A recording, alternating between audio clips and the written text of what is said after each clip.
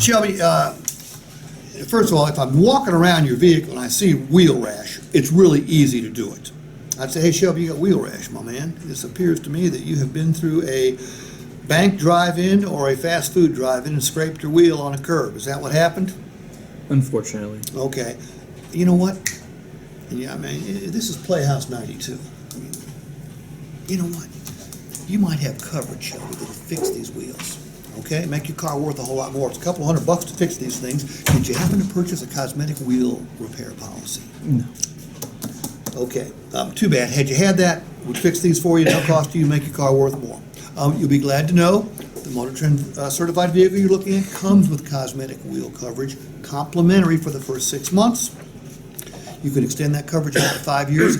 When I introduce you to Corey, make sure you ask him about that, okay? It'll keep your car looking better and raise your resale value, my man, all right? That's cosmetic wheel. You have to educate the customer. People scrape their wheels all the time. How many of them Google nearest wheel doctor near me? There may be some that do, but very, very few. They just go, damn.